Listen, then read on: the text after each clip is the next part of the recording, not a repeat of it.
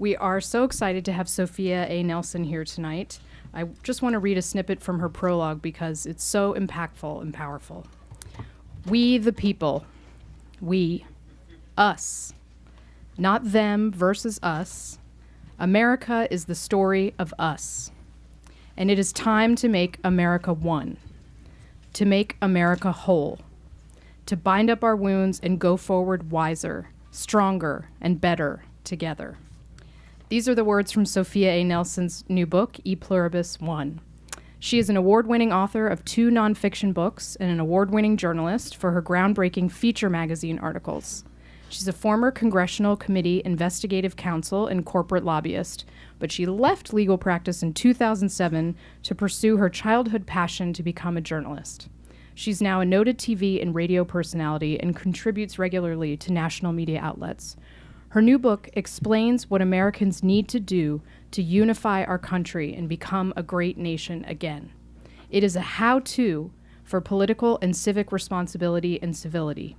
It takes readers on an important journey and calls all of us to focus on our American code, our most enduring precept, E pluribus unum, out of many, one. Please join me in welcoming Sophia Nelson to Politics in Prose.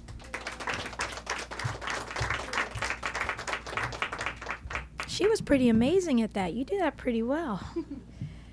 Sorry that I'm late. I live way out in the boonies of Leesburg, Virginia, and you guys know what traffic is like on a Friday night coming in. And they're already looking like they're preparing for the inauguration because the streets are starting to be blocked off. So thank you for having me. This is actually my first time in the store here, if you can believe it or not, so I'm excited about it. Today we kicked off the launch of this book. We had a press conference at the National Press Club, and so I got to talk with the national media this morning, and this is such a friendlier crowd, and so it's delightful to be here.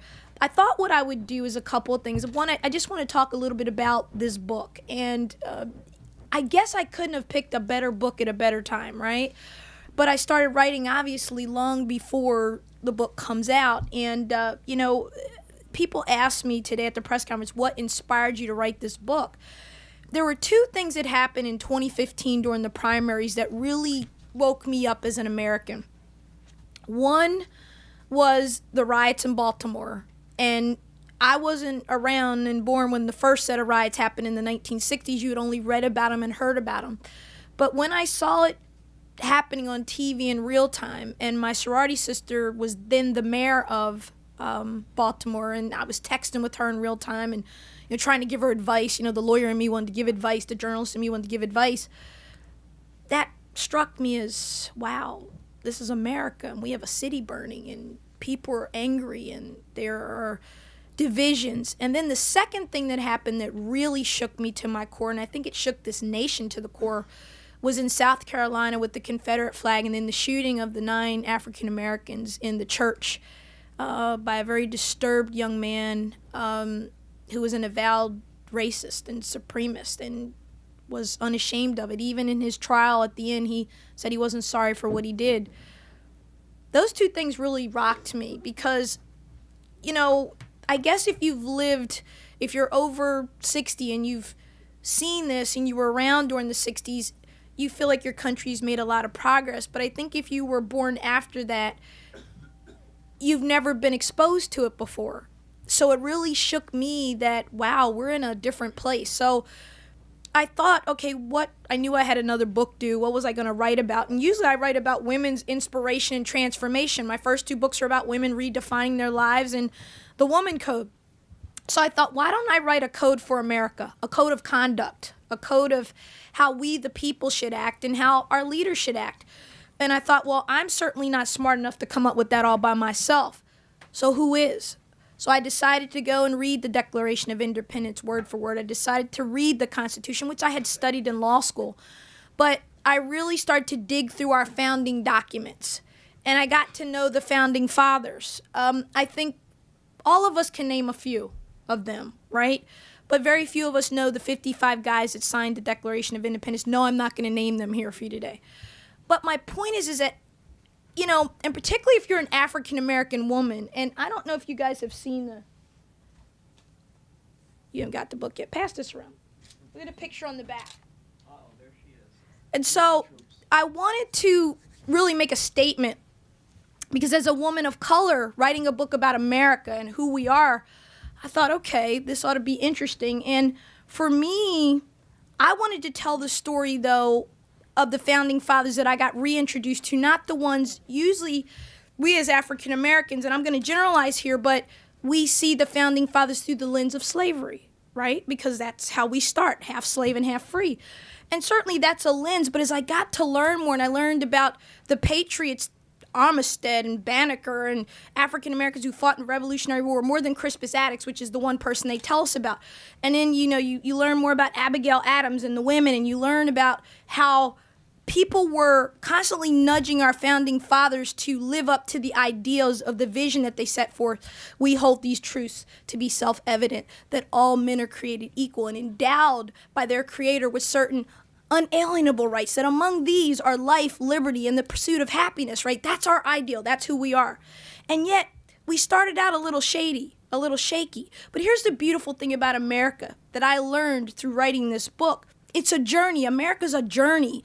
It is a story. It's this great adventure. And the ideals that the founding fathers set forth were right. They got it right.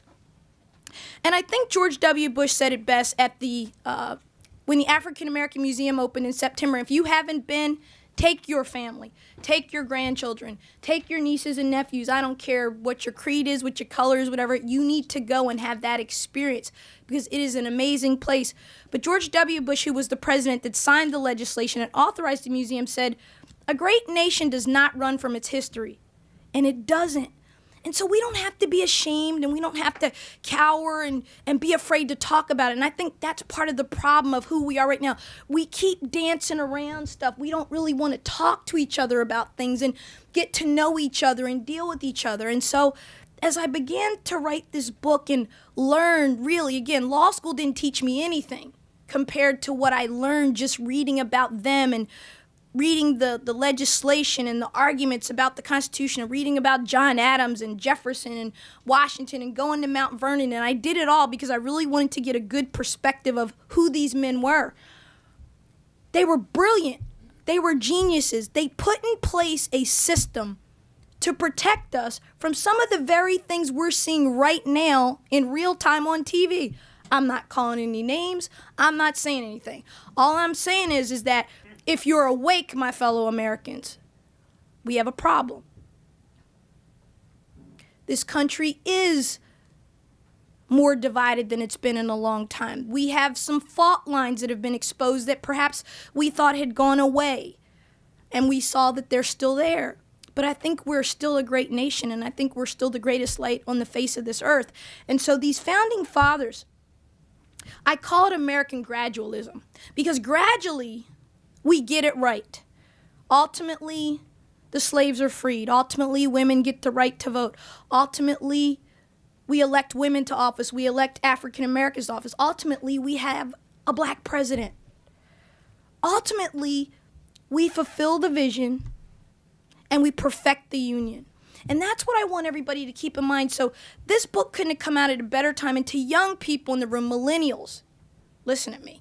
I know a lot of you were excited about Bernie Sanders, and I'm sure he's a great guy. But America is a republic. It's not a democracy, by the way. And every time they say it on TV, I get really annoyed because it's not accurate. America is a democratic republic, and that means something very different because a republic is where the governance is in the hand of the people. The great thing about this country and the way they built it, we the people means something. It means we the people. We elect representatives from among us. That's what we do. We are not like other nations. You don't have to fear in the middle of the night that somebody's coming through your doors and taking something from you, that you have to be afraid to worship the way you want to worship or love who you want to love. The freedom of speech in this country, the free press is what keeps us free. You want the press to be in the face of its leaders. You want the press to be digging and upturning things. You want them to be accountable because that's how liberty is preserved. And I fear that we've gotten away from the tenets of what these great men left us. They had personal problems. Thomas Jefferson had to be one of the most screwed up guys that ever lived. Amazingly brilliant. In love with one of his slaves. Fathering children by her. Writing documents and things saying all men are free when he owned 400 other men. He was a man of his time. He was a contradiction. Do we throw him out? Do we say he's no good? I think not. And I think we have to start being honest about who we are and how we started, and that we're still on this journey. One day America will elect a woman president. It just wasn't time now. But Hillary Clinton, when she looks back in her twilight years, hopefully she's still around, there's a woman that gets elected. And she will have been the one that chipped away.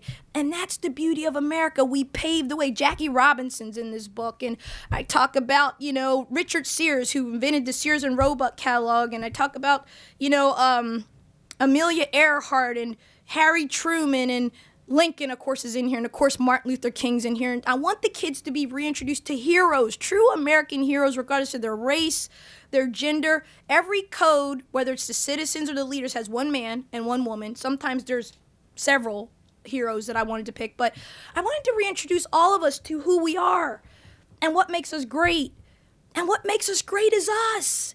That's where we're missing the boat. Who cares what Donald Trump does? He's going to be president. Okay, fine. But he's not going to make or break America. We will. It's always been vested with us.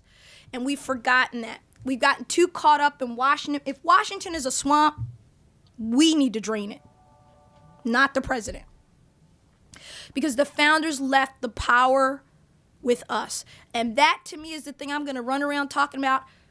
But let's deal with this oneness. So, e pluribus unum, out of many one. It's an interesting motto for a country that at the time didn't value diversity, right? Women were property to be owned by their husbands. Women couldn't talk. Women couldn't vote. Women had no rights. Slaves certainly had no rights. But our founding fathers understood something. And if you understand the vision behind the motto of e pluribus unum, what you understand is that there were 13 colonies. And by the way, they did not get along and they did not agree on a whole lot. Because when Boston was under attack and Massachusetts was really having issues with the crown, for a long time, Delaware, Pennsylvania, and the other states didn't want any part of it. You're on your own, Massachusetts. And then one day they woke up and said, well, wait a minute. If they can do that to Massachusetts, maybe they're coming to South Carolina. Maybe they're coming to Virginia. Maybe we have to get in this thing. And so this notion that Charles Thompson came up when Samuel Adams commissioned him to come up with a great seal in 1787, they decided that they had to find a way to unify the 13 colonies as they declared their independence and went on to become a nation. But it didn't mean they were unified, you guys. You got to hear me on this. Their differences remained, but for the greater good and for the purposes of making this nation great, they had to come together.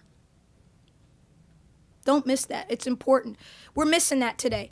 We are always going to have differences in this country. We're regional. If you live in the South, you see the world very different from somebody that lives in the Northeast. If you live in the Midwest, you think something's wrong with the people in the West. There are places and pockets in this country where people do things very differently, but it doesn't mean they love their country any less. It doesn't mean you have to be suspect. It doesn't mean that something's wrong with you. It just means you're different. And what I want us to understand is that we've always been different. We've always had issues. When the southern states said, look, we're the largest producer of cotton in the world, we're not getting rid of slavery, that's money. And Adams and Jefferson and Franklin were screaming at the top of their lungs going, slavery's wrong. We need to get rid of it. In order to hold the Union together, they kept slavery. And when Lincoln becomes president over 100 and so years later, Lincoln has to try to keep the Union together, and he's willing to go to war over it. In order to read the Gettysburg Address if you haven't in a while. Read it. Read it to your kids. Read it to your grandkids. It is one of the most beautifully written pieces of literature. It's not even literature. It's a letter. It's a speech. But it's amazing. But the point that the Founding Fathers want you to get and that I want us to get is that we are better together. United. The president said it the other night. United we stand. or we fall as one, he said.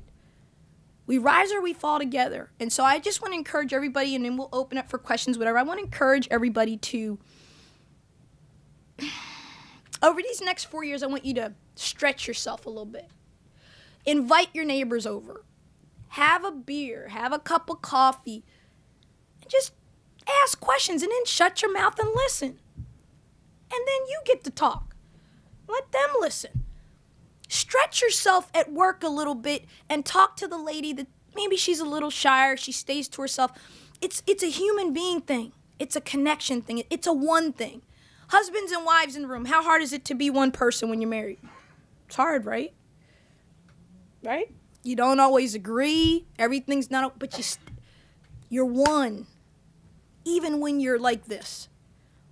And that's what America needs to deal with. Like I said, get over this. Donald Trump's going to wreck us. He's going to destroy us.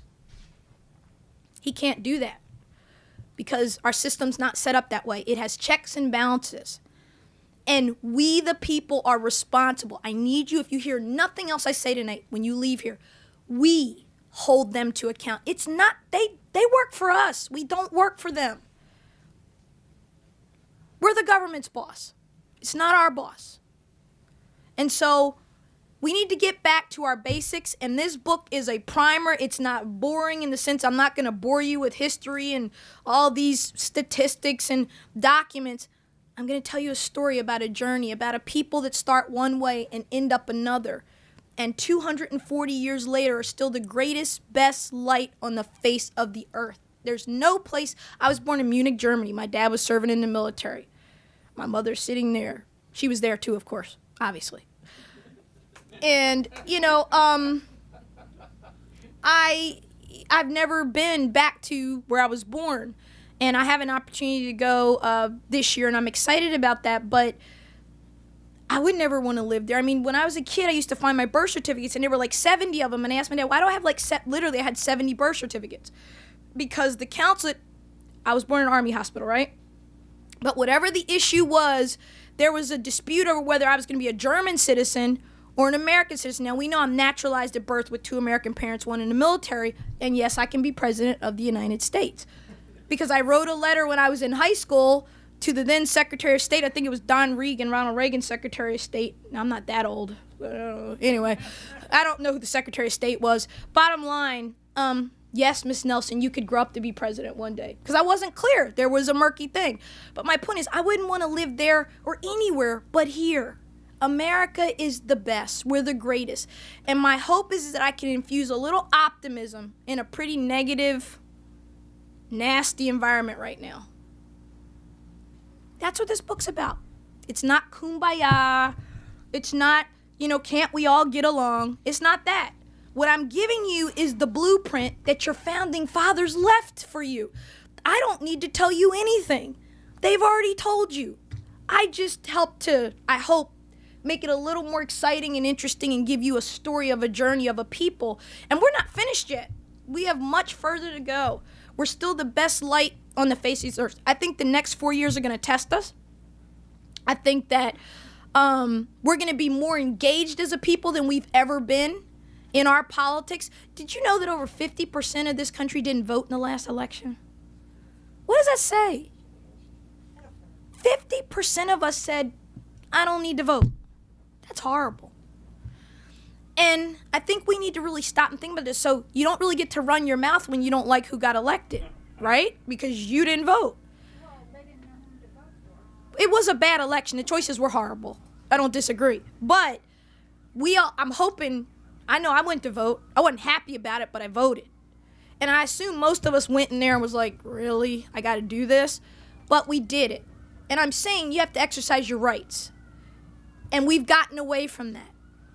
And so this oneness, it's not something I've made up, but if you're listening to the president, if you're listening to what you're hearing on television right now, everybody's talking about this.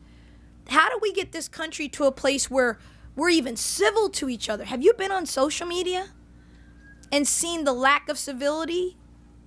Sadly, a lot of it coming from the president-elect. He told somebody they were blanked up on Twitter the other day. I don't even want to say the words. Go look at his feed. He said it. To my haters, you're just mad because you're blanked up. Really? We have to think about what we're teaching our kids. What are we modeling to the next generation of Americans? One day, all of us in this room, we won't be here anymore. And the reins will be passed to the next generation. And again, I'm concerned about what I see.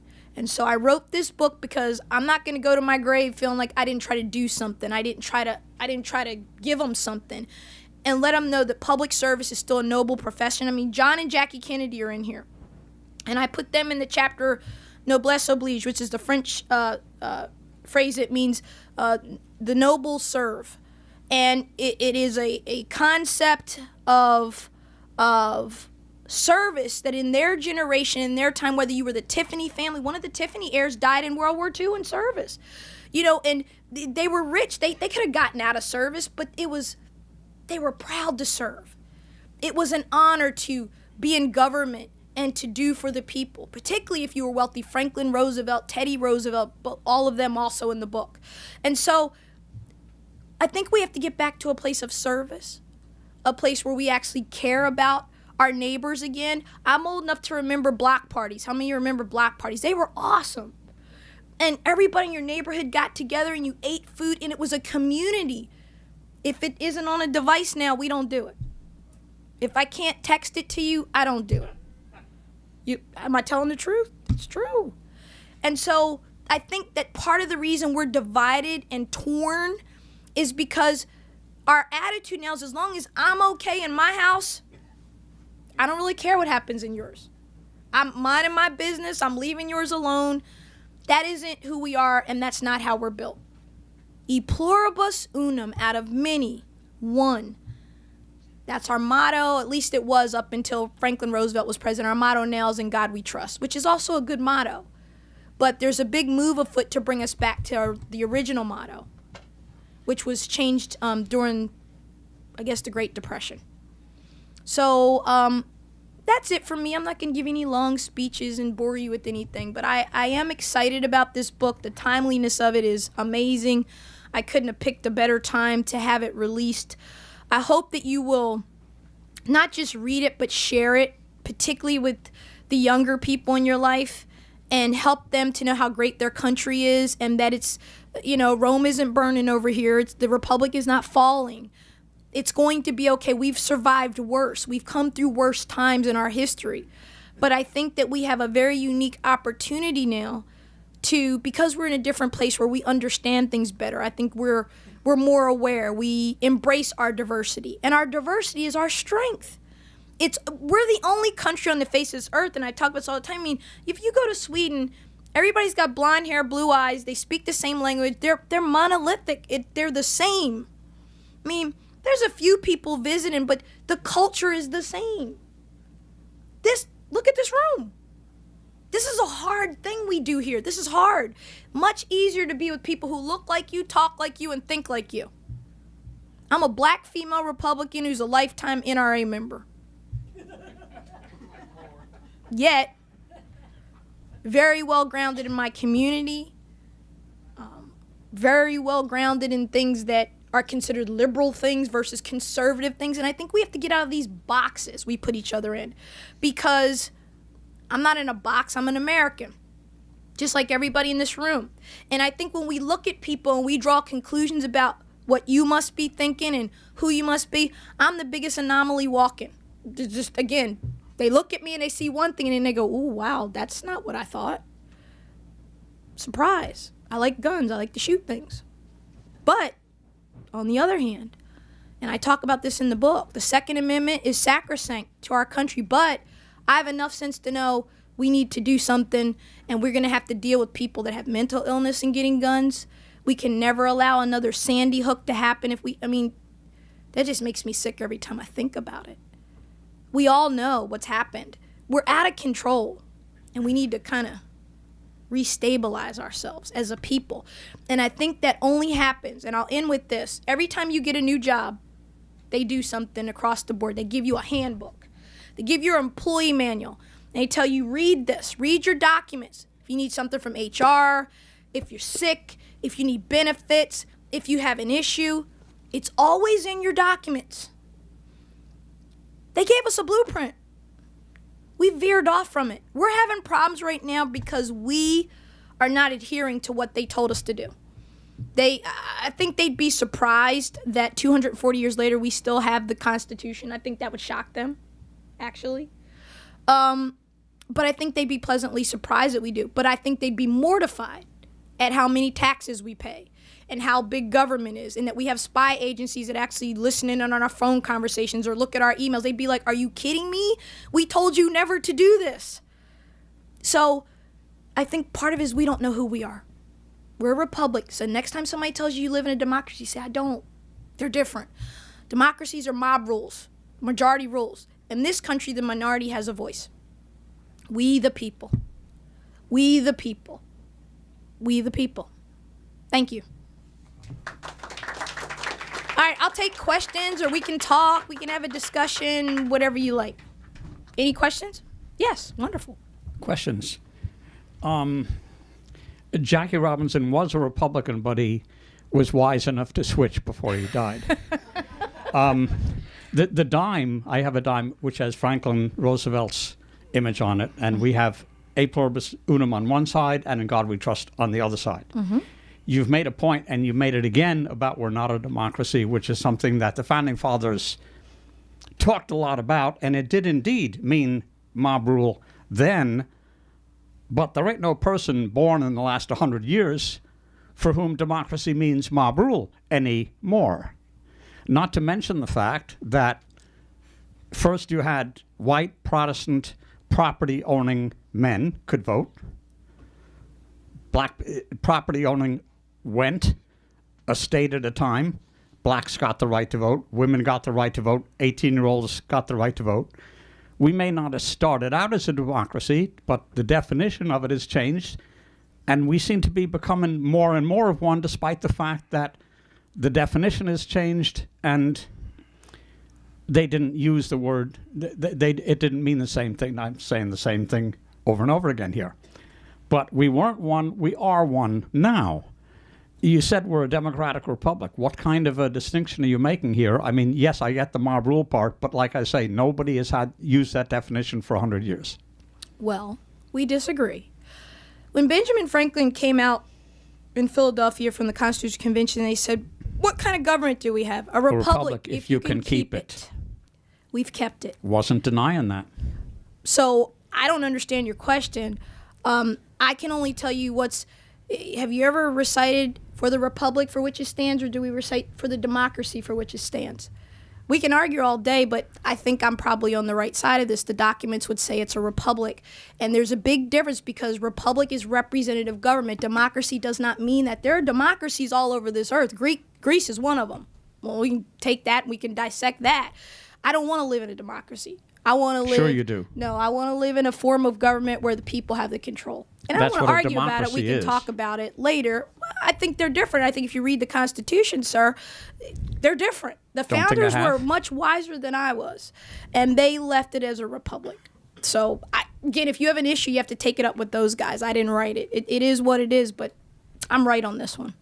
You want a question, or because I really want to take No, questions? we could go on for forever if I did. Okay. Okay.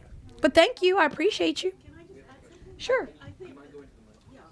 Would I please have people walk up so I can speak to? Yes, sir. I'm sorry. Did you go ahead? She can go next. Go ahead. Oh, I mean, it's not a question, it's a comment relevant. Okay. I think the fact that, no, it's relevant to what he just said, relevant to the electoral college, and why there's the Senate and the House have different kinds of representation. Uh-huh. It shows that it's a republic, not just a democracy. Yes, ma'am. Thank you for that. I was trying to just use the broader form, but thank you for breaking those down with the upper and the lower houses. But again, I understand what you were saying. We use the term, the president used it a lot the other night. And, okay, we're used to it, because I think we've come to understand democracy is freedom, right? And people being able to do free things. I think that's the way it's used now. But anyway, sir, let me let you get your question. You and I can talk afterwards. That's fine. Yeah. well, first, I want to compliment you about the way you present this. Thank you. It's exceptional. I have a question too in a second. I got nothing but time. I'm good. That stirred me enough, I'm a law professor, to make sure that we invite you to a new series of lectures, I will be there.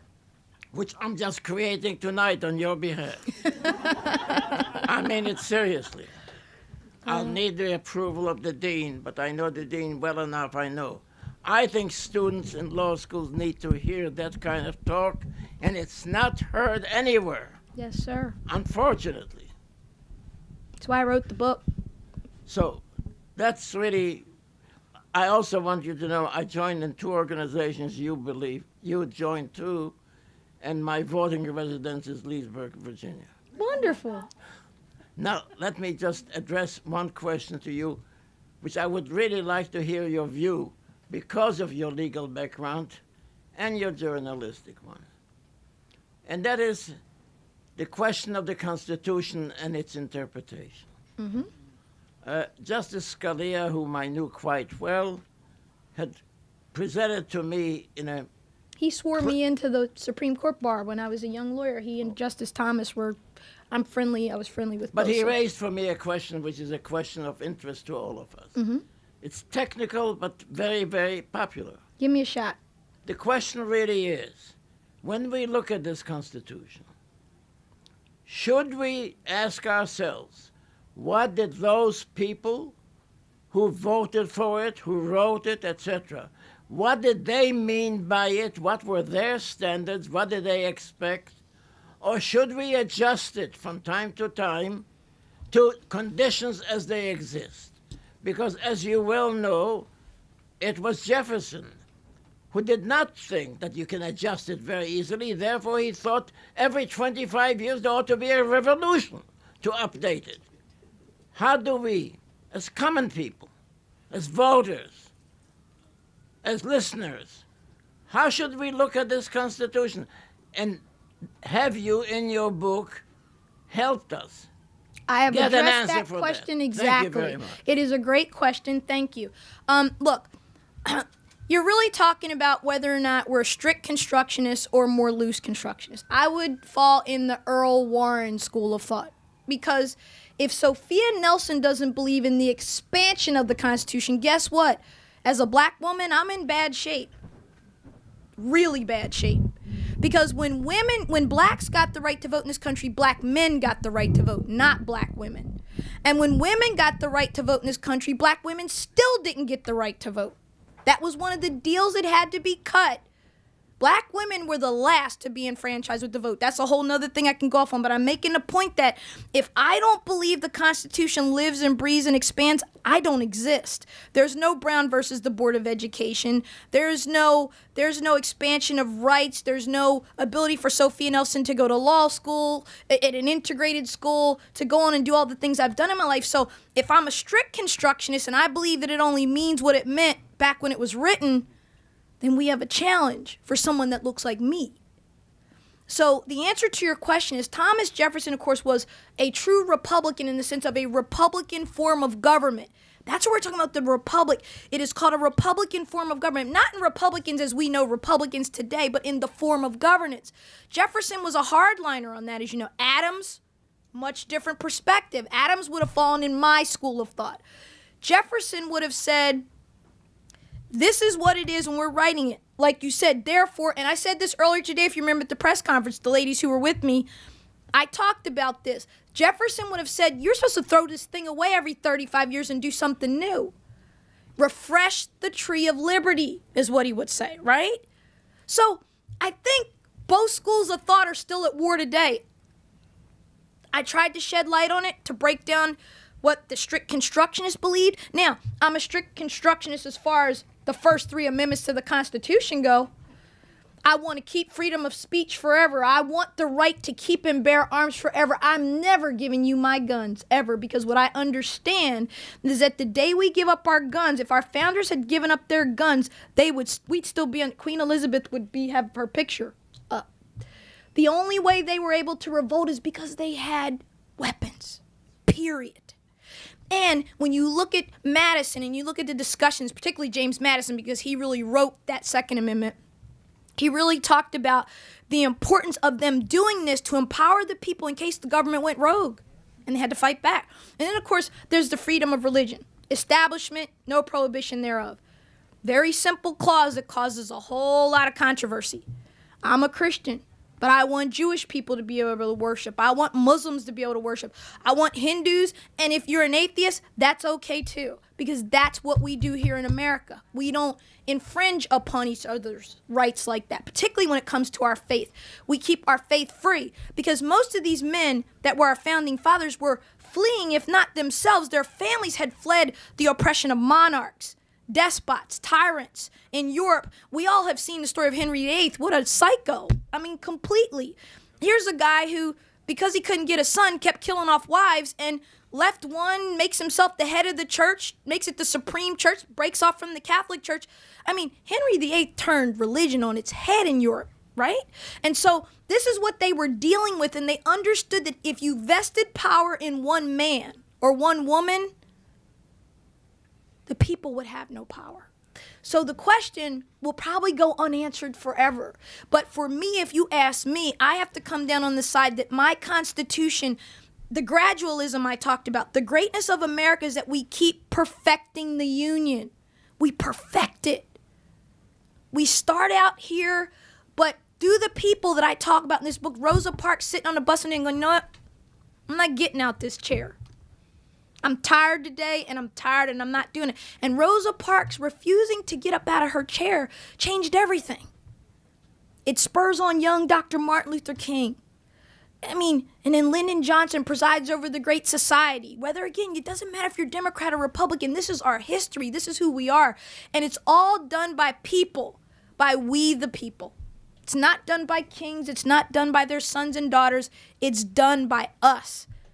So, yes, I would be a loose constructionist, or I'd be one that believes that the Constitution lives and breathes. There are some decisions I don't agree with that the Supreme Court does, of course. But if I look at my rights as a woman and as a woman of color, I wouldn't have any rights if that Constitution, if they kept interpreting it the way it was when it was written in the 1700s, I'm in trouble. I'm still a slave. Period. If I may just add one word to your plea for the process, which improves with time and which takes time. I just want to share with you Please. that this law school that is going to invite you to speak at this new series of speakers, about which I've been thinking for a long while, but I couldn't find the person to be the first one, and you're going to be the first. I'm being very serious. That's Probably my alma mater. Where is it? That school, American University. That's my alma mater. American University was started by two Is Dean Grossman still women. there? Claudio still No, there? this is his last year, but we have a new dean. He loves me, so it's good. They're good. We have a new Well- dean with the same last name as yours, Nelson? Camille Nelson. A That's woman, right. huh? Wow, that's awesome. Well, she's not as attractive as you. Oh, you're very kind. Thank you. Shh, don't say that. You get trouble. But yes, No, but that's wonderful. Let me just put this on the record. Well, really, that's my because alma mater, It's so very I'm interesting. excited. That school was started by two women, Sure was. white women, Yep. who could not be admitted to a Mm-hmm. law school because they were women, but they were admitted to the black law school. Yes, at Howard, right? That's Yes. right. That school, which means in the range of who gets what rights here. Sometimes it's not all that clear from the very beginning, because indeed they were able to study law as being black women, being white women in a black school, and they had to create a school where women would be able to allow. But the beauty of that, again, as I talk about in this book, that's what makes us exceptional in this country. We do things, and as I studied, I was just in awe. Like I said, I picked a guy like Richard Sears, the Sears and Roebuck guy. I mean, his story's fascinating. He's a young guy. He works on the railroad. And by happenstance, he cuts this deal where he gets 5 pocket watches from somebody who doesn't want these watches. And he decides, well, you know what? What if every guy who was at a train depot across the country had a watch and he could tell the time? That would be good, right? Because so he starts selling these watches to the train conductors at the depots. And then he says, well, what if I have a catalog? And the Sears catalog starts. I mean, you got to be old enough to remember the Sears catalog. I do. And you know, you're sitting there as a kid. Remember they had the coupons in the back of the book and everything. And, you know, it was a whole different world. But that thing stayed around forever. Sears is still with us to this day. And a guy like that's what makes this country amazing. Madam C.J. Walker's great-granddaughter gave me a quote for the book because her great-great-grandmother's in the book. A black female being a millionaire in the 1920s, the first woman millionaire in the United States, not woman of color, first woman millionaire. And she did it on hair care products. A girl dirt poor from the South, couldn't barely read and write. This country is made up of extraordinary people, and I get mad when people start ragging on my country because this country is exceptional. And even when we're fighting, we're still exceptional because we always work it out. That's what makes us one. That's what makes us great. Thank you very much. Thank you for your question. I appreciate you. And don't forget to invite me. Being it's my alma mater, I'm all for it. Tell Dean Grossman. Okay, next question. I know you have them. Don't be shy. Come on, we're having a discussion here. Well, first of all, thank you so much for your statement of encouragement in what is to many of us a dispiriting time. And in the spirit of not hesitating to take on controversial subjects, I'm interested in, since you're a member of the NRA, what kind of the NAACP though, so I'm I do them both. Well, good. Yeah. It's all good. And showing you're exercising your free right to associate. But what kinds of gun control would you consider consistent with the Second Amendment? Well, I talk about it in the book, actually, so let's see what I said because I don't remember. But I did give a few things here that I thought we could agree on. So code number 9 in the book is titled The Right to Keep and Bear Arms, Reflections on the Second Amendment. It is the only place in the book, the only place where I actually inject my voice in the sense of I didn't do this like I did the others. I actually wanted to really talk through this one because I know how controversial it is. The truth of the matter is, and this is a true story, if my editor was here, she'd tell you, I had written the book and the Second Amendment was missing from the book. She said, where's the Second Amendment? You've talked about everything but that one. And I said, I don't want to deal with it. Well, what do you mean you don't want to deal? Because it's going to be a problem if I deal with it. Well, what do you mean? Well, I lose whatever I say on that one. She's like, Sophia, you can't not talk about the Second Amendment. It's fundamental. I'm like, you're right. And by the way, she and I have very different views on what that is. But my point to you is that I think, again, what makes us great is that I can say that I have the right to keep and bear arms, and I own guns. I shoot them, you know. In Virginia, we don't have to be licensed. We just have to get a background check and, you know, okay. But I also have some common sense. And I think where we get ourselves in trouble in this country is where we lose common sense. And I think we all can agree. All right, here we go. Okay, here were the 3 things I came up with. Here's the answer to your question. Number 1, crackdown on the illegal transfer of and access to guns in the United States. What does that mean? Most crimes are committed, say I bought a gun. Most crimes are committed by someone who stole the gun from me. It's legally registered to me or to someone else, but either I give it to my cousin, I lend it out, or somebody takes it and they give it to somebody else and they commit a crime with it.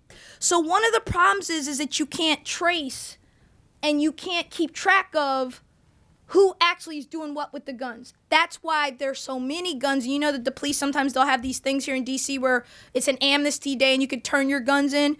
And do you ever see how many guns they amass? It's unbelievable. So that's one of the first things.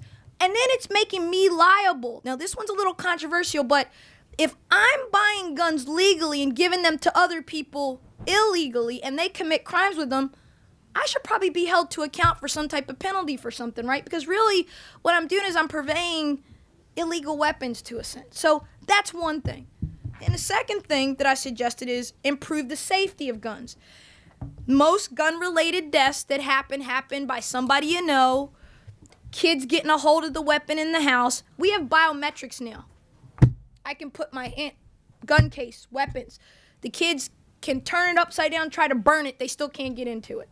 So we've got to improve basic safety. A lot of deaths related to guns are basic I was showing somebody, I shot myself with the thing. You all saw the lady who got shot by one of her children in the grocery store. She had the gun in her purse. Baby picks up the gun, shoots his mother with it. I mean, it's horrible. That's a freak accident. But my point is, so there's basic safety. Then the third one, which is where I think you really want to go, which is enact state and federal laws that require a background check. Now, let's talk about this a little bit. What do I mean by a background check? A background check in and of itself is not enough. Dylan Roof, this psycho kid that went and killed 9 people at church after he had Bible study with them. Clearly, that young man was very disturbed. The young man at Virginia Tech, teachers, professors had warned. Nikki Giovanni, I talked to her about this when I saw her at I mean, she was one of the professors that said, this kid ought to be, he's not stable, he's not right. Nobody's paying attention. We need a database of some kind there has to be a cross-reference of somebody that maybe was in a mental institution, or maybe they've threatened the government, maybe they've exhibited violence, whatever it is. But there are certain algorithms and propensities. And I think we need some type of system that allows the mental health database to communicate with the gun owner database. Now, the tricky part of that's going to be, let's say I was in a mental hospital 10 years ago, but now I'm all better. If the police find that out, did they have the right to come to my house and when they found that I bought guns and take my guns? Because now my Second Amendment rights are at issue, right? This is one of the most difficult things to fix. But when, again, I think of Sandy Hook, what do you do with a young man who had some type of emotional challenge? He shoots his mother to death first. Now, there was a gun where he could get a hold of it. Did anybody in his family really think he was going to murder everybody and go kill a bunch of first and second graders? I don't even think in our wildest dreams we can fathom that. So some of these things that happen, I don't have an answer, but I'm interested in finding one because I never want to see something like that again. That was horrible. And it's horrible when anybody dies, but the thought of first graders, that none of us even wants to talk about that. It makes us feel sick. And so I guess the answer that I have is let's talk about it. Let's figure out a solution. I think the NRA needs to give a little on this. And I also think the people who are anti need to also go, okay, we have a constitution that says we're never going to be able to get people's guns, so you may as well get over it. At least I hope that's the case, because the day we give up our guns, we're in trouble. We got Hunger Games here. Don't ever give up your right to have them. You don't have to have one if you don't want. God bless you. That's your right too. But if you want one, you should be able to get one. And you should be able to keep it. You should learn how to use it. I think it should be mandatory to be trained on it. And I think that there should be some type of licensing authority. I think we should have a license. I have no problem with that. But in my state, you don't have to have one. I think in the District of Columbia, it's a lot more stringent with the gun laws than it is in Virginia or Tennessee. The further south you go, the less stringent it's going to be. Remember I talked about at the beginning culture? And I want to kind of, I know I didn't really give you the answer you probably wanted, but it's the best I got. I'm at least one of those people that's willing to listen and try to figure out what we do. But I think the whole mental health angle from what we're seeing, I think we'd all agree is a problem, because the people that are doing these shootings, there's something not right with them. They're off. They're not well. And I don't know how we get a flag that says this person should never get a gun. I don't have an answer, but thank you for your question. What I did want to say is a little bit about the culture. History teaches us something that's consistent. Whenever societies go through demographic shifts, there's tension. There's upheaval. Whenever one group that had the power is losing power, if that's the way we look at it, and the other group is increasing, or the population is shifting. In America, in the 1976 presidential election, 89% of the electorate was Caucasian. In the 2017 election, that was down to 72, 71, 72%. That's a huge shift in population demographics. America used to be a white, Protestant, Anglo-Saxon country. It was, and again, I was listening to Charles Stanley, the evangelist. He was saying the country shifted and Christians don't have the kind of influence they used to back on Billy Graham. And, he's longing for a time when the country was very different. Our demographics have shifted dramatically. And whenever that happens, I think this election was a direct reflection of the discomfort and the fear. I think this was a tricky election. I think it is wrong to say that the people who voted for Donald Trump are racist. I think that's wrong. I think that's lazy. I think it's ridiculous. Are some of them probably? Probably. Well, that's a perspective. I think that what we're looking at, though, is people who see the America they know changing. It's like anything else. If you live in a neighborhood and you're there 30, 40 years and all of a sudden the weird people start moving in, the strange people, I'm going to go live, I'm moving with my kids, I'm out of here. We don't like change. Let's just be honest, we're human beings. We don't like change. And we're changing as a country. And like I said, America, this e pluribus unum mini one thing, that's a powerful thing. Nobody else on earth does it like we do it. Most other cultures, everybody, like I said, speaks the same language. They look alike. They have same cultural, religious beliefs. We have everything here. And so we're always going to have tension because of culture. And to my white brothers and sisters, I just try to tell them, look, it's going to be okay. It's all right. You just relax. It's all right. Nobody's taking your country. Nobody's going to take anything. But there are people who really believe that because things are different than they used to be. And so I'm hoping to start a conversation. I'm not naive. Again, I'm not foolish about how difficult this is. But I believe a great nation like America can do it. And I believe that we're at a place in our evolution as human beings where we ought to be able to, we're sitting in a room right now. This is a very diverse room. I can see it because I'm standing up. I can see what everybody else can't. And I'm proud of this room because there are a lot of different people in this room. We don't all look the same. We aren't all from the same place. And we're doing just fine sitting in this audience talking and having a great civil conversation. And if we can do it, why can't our leaders on Capitol Hill sit down and pass a bill? Why can't they get something done? Why can't they, if you want to repeal Obamacare, okay, but then you got to figure out what are you going to do to replace it, what things are good, what things are bad. Compromise, guys. It's called compromise. Question. Yes, ma'am. We have time for just one more question. Well, this lady here and this gentleman, let me do two more, okay? All right, 2. Yes, ma'am, and then I'll get him. I'm concerned about the younger people, younger, I mean, those who are 25, 30, 35, who have no interest in our government and in making it better as one person. They don't belong to anything or they have their own views. And I'm particularly concerned about my grandson, who is very smart, who can think things out for himself. But when you start talking about the government and what they can do, you can't reach. How do we reach them? What do we do besides just reading your book? What do we do besides doing that? Well, that's a great question, ma'am. I think that, I spoke to this a little bit earlier, how the millennials have a very different way of looking at the world. And a lot of that is the fault of their baby boomer grandparents and their Gen Xer parents. I don't think we've modeled a whole lot of goodness for them.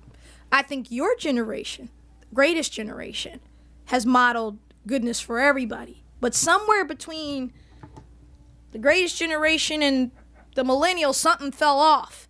Part of it was, again, our lack of respect for our elders. The not letting our elders speak to us and share their wisdom. Like you go to Japan or other cultures, elders are revered.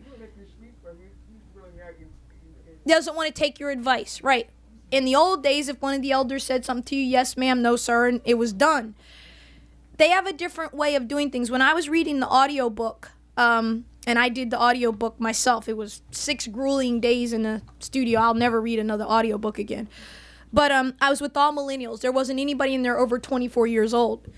And I spent 10 hours a day with them for 6 days. Fascinating to me. They pull out coloring books. I'm not making funny here. They color. I'm like, what are you pulling out coloring books? Well, this is how we de-stress. I'm like, wow. When I was their age, I wasn't coloring books. I was grinding. It was like I was out there trying to figure out how I'm going to do what I got to do. It's a different ethic. These devices have ruined them. It's true. The attention span has gone from 45 seconds to a minute to 8 seconds. Do you understand this thing they do called ghosting? They just disappear. They don't even tell anybody they're leaving. They just never talk to people again. They just cut you off and they keep it moving. It's a different mindset. I don't have an answer on how we help them other than trying to help them understand that their country, that their government, that their nation is worth it, that they need to be engaged, that if they don't like the fact that they have student loan debt that's up to here, they got to do something about it, that they have to hold their leaders to account, that they have to engage. I don't have an answer, but I'm trying to do my part by helping them to understand that you still live in the greatest country on the face of the earth, but freedom isn't free. You have to work. You have to participate. You have to give. You have to serve. We don't talk about service anymore, not even in church. Church isn't even about service anymore. Don't even get me started on that. But it was a great question, and I hear you. I think that it's mentoring. I think it's talking. And I also, when I go to churches and speak or to groups, and I say, older people, you have to stop shying away from speaking your piece. Don't let these young folks tell you you're not relevant or that you don't have something to offer, because you do. He doesn't follow through. That's very typical. And it's because if it's not on a device, I don't deal with it. If it's not on a Twitter or a text, I can't handle it. And it's real. Microsoft did a study on this, that our brains are actually being rewired because of what we're doing. Our brains adapt and they go, okay, it's no longer conversation. It's no longer conflict resolution. It's none of that. It's device.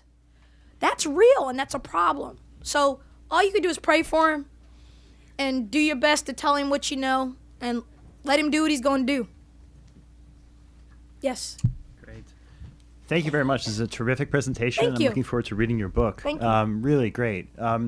I do, though, have a question about sort of the historical aspect of your project, and I haven't read a page of it yet, Absolutely. so I don't know how you handle it. But here's my question. Is there a temptation sometimes to think about the American founding in sort of golden era sort of terms? You know, when you look at, you know, the great musical out on Alexander Hamilton. Hamilton tragically ends his life in a duel and this lifelong kind of conflict with Aaron Burr. The election of 1800 between Jefferson and Adams. They're throwing around all sorts of really nasty ad hominem insults that as are actually nasty really as funny this campaign we just had, actually. Arguably, is it right? So that's maybe the counter thesis to your book potentially, is that actually we're no better or worse than when we were back in 1789 or 1800. So that's the question. What do you think about that? Is there a temptation to kind of overestimate? What I did was, one, I'm not a historian, and I make that really clear up front. This is what I call political inspiration. Now, of course, I had to deal with history because I'm dealing with historical documents, but I tried to keep it real, honest, and raw, because that's what it is. I don't duck the slavery issue. I don't duck the women's suffrage issue. I don't duck those issues because you can't if you're going to talk about it. But I kind of let the chips fall where they fall, and where I come out is we always get it right. We may get it wrong, but the great thing about the vision that they set for the country, the vision was set in stone. And the vision was so good that it inspired the rest of us throughout the course of our history to press it, to test it, to challenge it. People get mad at the young people in the streets, the Black Lives Matter, whatever, and they're angry at them and say they're supposed to protest. They're supposed to raise their voice. They're supposed to push back.